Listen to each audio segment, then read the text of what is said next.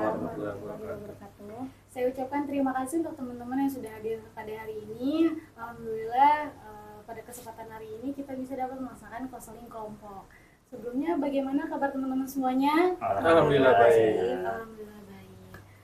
Baik, sebelum memulai kegiatan konseling pada hari ini, alangkah baiknya kita berdoa semoga kegiatan konseling pada hari ini berjalan dengan lancar dan secara tepat waktu juga. Berdoa menurut agama dan kepercayaan masing-masing. Berdoa dimulai. Baik, berdoa selesai. Baik, sebelumnya apakah teman-teman sudah pernah melaksanakan konseling kelompok selain di saat sekarang ini? Aku sih belum ya. Yang lainnya belum juga. Baik, berarti ini untuk pertama kalinya ya untuk melakukan konseling kelompok. Baik, kalau begitu saya jelaskan dulu apa itu konseling kelompok. Jadi konseling kelompok itu adalah suatu kegiatan yang dimana dilaksanakan oleh guru BK ataupun konselor yang dilaksanakan dengan beberapa klien ya, yang dimana dalam satu forum itu membahas tentang suatu permasalahan yang ada pada diri kliennya atau anggota kelompoknya, yang dimana menggunakan dinamika kelompok dan juga diskusi bersama. Tujuannya apa? Tujuannya untuk dapat menyelesaikan masalah yang ada dalam diri klien, baik itu masalah sosial, masalah di tempat kerja, masalah di tempat kuliah, dan lain-lain. Dan dalam konseling kelompok ini kita juga memiliki ada beberapa peraturan ataupun ada rambu-rambunya. Yang pertama itu seorang klien ataupun anggota kelompok datang secara sukarela. Jadi teman-teman kesini secara sukarela kan ya datangnya ya? Iya. Alhamdulillah.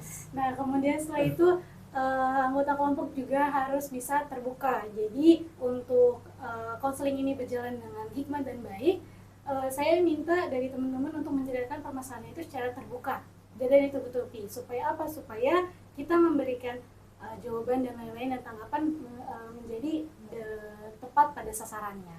Kemudian yang ketiga, anggota kelompok juga memiliki keaktifan dalam kegiatan konseling kelompok ini. Jadi saya minta nanti tidak yang pasif, jadi semuanya aktif dalam memberikan tanggapan.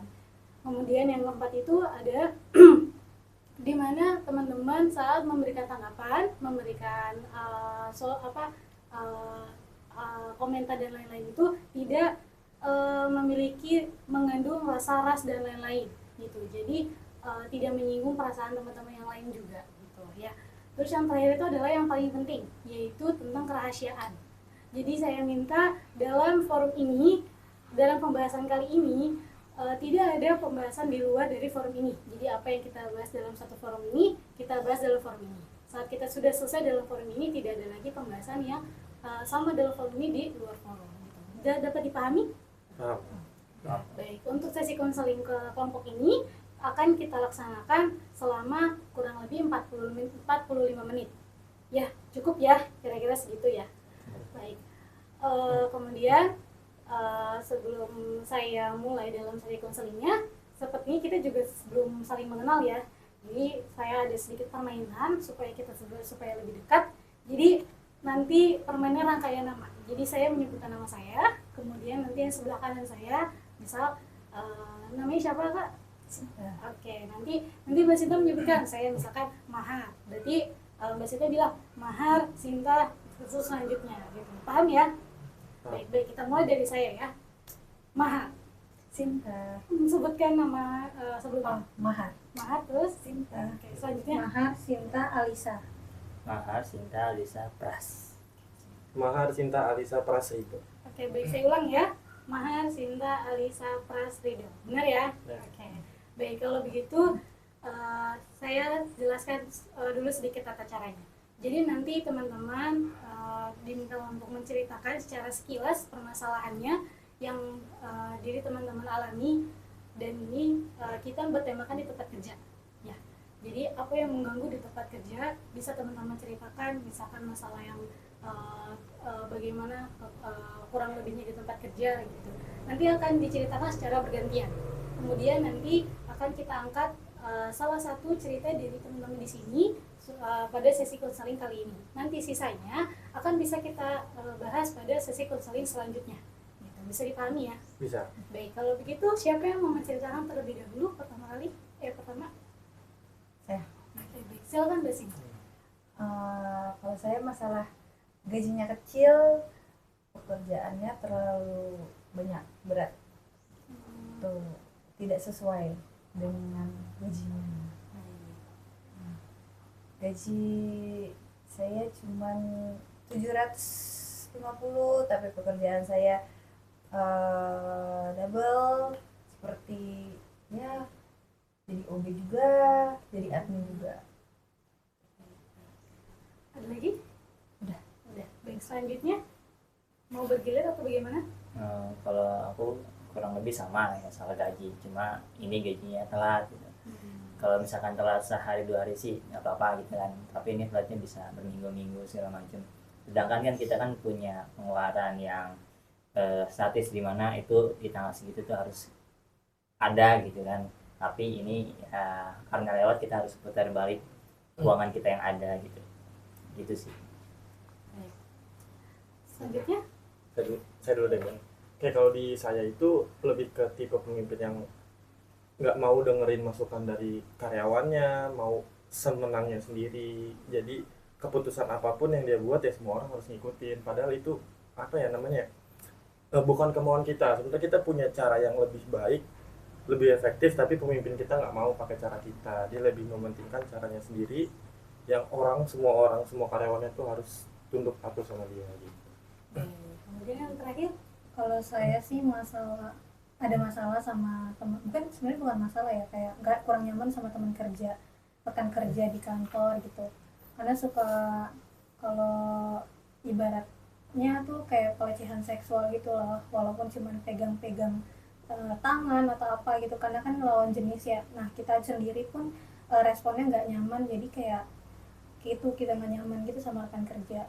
Dan itu nggak kejadiannya itu nggak cuma sama saya, tapi sama teman-teman wanita lain yang satu kerjaan sama saya juga gitu. gitu. Baik, terima kasih teman-teman karena sudah mau menceritakan masalahnya. Baik, untuk satu masalah yang kita akan bahas pada sesi konseling ini, coba kita sepakati masalah siapa yang akan kita bahas. Salahnya Mbak Alisa mungkin. Masa bagaimana teman-teman semua setuju? Nggak setuju. Baik, kalau begitu silakan Mbak Alisa diceritakan bagaimana detailnya dari kejadian masalah yang ada di kerjaan. Iya, jadi kan kerjaannya itu kan di salah satu gudang daerah Jakarta. Nah itu kan campur ya, cewek cowok gitu kan, walaupun di bidangnya tuh beda-beda. Nah banyak teman-teman teman-teman kerja saya yang perempuan, ya termasuk saya juga, yang ngalamin kalau misalkan dekat sama salah satu orang, ada salah satu orang di tempat kerja itu yang menurut saya tuh sikapnya itu buat saya sama teman-teman saya yang perempuan itu nggak nyaman gitu. Suka pegang-pegang atau suka walaupun pegang tangan kan menurut kita sebagai wanita kan kurang nyaman gitu ya, terus bingung aja gitu untuk ngomongnya, karena kan kita juga nggak berani gitu kan. Terus responnya juga cuman ya respon kayak penolakan gitu, cuman tetap masih terus dilakuin, yang dia nganggapnya itu tuh bercanda, padahal menurut kita tuh itu nggak nyaman buat kita gitu. Jadi kayak masih nggak berani untuk speak up gitu. Sama teman-teman juga cerita, teman-teman perempuan, sesama perempuan juga suka cerita kayak gitu. Baik, sudah bahasa untuk jelasnya. Baik, kalau gitu. Jadi di sini Mbak Lisa merasa kurang nyaman dengan rekan kerja yang memiliki tingkah yang perilaku yang tidak baik. Iya. Ya. Baik, kalau begitu teman-teman, apakah ada tanggapan untuk masalah dari Mbak Lisa? Kalau menurut saya lebih baik tegur langsung rekan kerjanya laki-laki tuh, agar dia tidak melakukannya lagi. Baik, yang lain? Mungkin kalau dari saya meminimalisir ketemunya kali ya. Mungkin kadang kan yang namanya kerjaan tuh dia lagi di sana, ya udah kita jangan ke sana gitu. Atau kalau misalnya ada kerjaan, kita bisa minta tolong bantuan yang lain gitu. Intinya gimana caranya meminimalisir kontak sama yang itu, si karyawan yang itu sih. Tapi kalau misalkan dia kan, karena ini kan gak cuma menyangkut satu orang aja kan ya, untuk minimalisir juga kan pasti kan karyawan-karyawan yang lain, perempuan juga kan pasti kan ada berinteraksinya sama dia kan. Berarti lebih baiknya sih kasih teguran, benar kata Mbak Sinta, kasih teguran dan kasih tahu juga kalau misalkan itu berlanjut sampai lama segala macam, lebih baik kita adukan sih ke atasan atau ke bos kita gitu, supaya dapat teguran langsung dari bos, siapa tahu kan dapat ada efek jerah gitu ke pelaku gitu. Baik, kalau gitu saya simpulkan ya. Jadi yang pertama itu mungkin bisa Mbak Lisa lakukan adalah menegur orang terlebih dahulu. Kemudian apabila tidak adanya perilaku yang lebih baik lagi, bisa diadukan ke bos gitu, seperti itu. Bagaimana Mbak Lisa setelah mendengar dari tanggapan teman-temannya gitu, perasaan Mbak Lisa sekarang bagaimana? Mungkin bakalan coba ya saran-saran dari teman-teman semua, bakalan aku coba untuk ngomong ke teman-teman yang lain, juga aku terapkan ke diri aku sendiri. Untuk pertama menegur orangnya langsung, untuk memberanikan menegurnya gitu kan. Terus meminimalisir interaksi juga kalau misalkan udah ternyata opsi yang kedua dua opsi itu udah saya lakuin dan ternyata masih tetap berlanjut, mungkin opsi terakhir itu aku bakalan ngomong ke atasan langsung untuk biar tahu reaksi atasannya tuh kayak gimana ke orang tersebut. Baik, alhamdulillah berarti sudah terjawab ya Mbak Lisa dari masalahnya. Alhamdulillah berarti masalahnya Mbak Lisa sudah terjawab, dan sesi konselingnya juga waktunya juga sudah mepet ya teman-teman ya. Jadi mungkin sesi konseling ini saya akhiri. Tapi sebelum saya mengakhiri konseling ini, saya ingin tahu nih perasaan teman-teman bagaimana setelah mengikuti konseling pada hari ini. Ada yang ingin memberi kesan-kesan? Bagus, jadi kita bisa terbuka satu sama lain, jadi kita punya masalah tidak dipendam gitu, jadi bisa ada gambaran apa yang harus kita lalui akan masalah kita gitu. Ada lagi dari teman-teman yang lain? Mungkin dari saya kali ya. Dari saya benar tadi, kita jadi agak tenang gitu, maksudnya kita punya solusi ke depannya, kita apa yang harus kita lakukan gitu. Kalau misalkan kita di kerjaan atau di dunia luar sekalipun, kalau misalnya kita punya masalah seperti ini, apa yang harus kita lakukan kayak gitu. Ada lagi?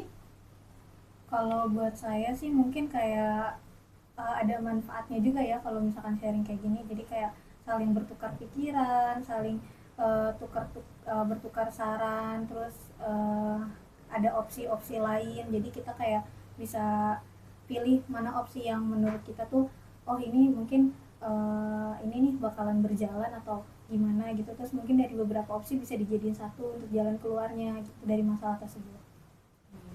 Ada lagi? Masih ada? Udah, baik kalau begitu. Untuk sesi konseling selanjutnya kira-kira akan kita adakan kapan? Boleh besok. Besok di jam dan hari yang sama, di waktu yang sama kali ya, hari dan tempat yang sama. Baik kalau begitu, saya ucapkan terima kasih banyak teman-teman semua yang pada hari ini hadir. Semoga konseling ini bermanfaat untuk semuanya, dan kita semoga sehat terus gitu, menjadi supaya bisa berlanjut dari konseling selanjutnya. Karena tadi di awal kita dengan berdoa, kalau begitu kita akhiri dengan berdoa supaya konseling ini bermanfaat. Berdoa dimulai. Berdoa selesai. Saya ucapkan terima kasih sekali lagi, dan saya ingatkan kembali, ini hanya kita bahas dalam satu forum dan tidak di luar forum. Baik, saya akhiri. Wabillahi taufiq wal hidayah. Wassalamualaikum warahmatullahi wabarakatuh. Waalaikumsalam warahmatullahi wabarakatuh.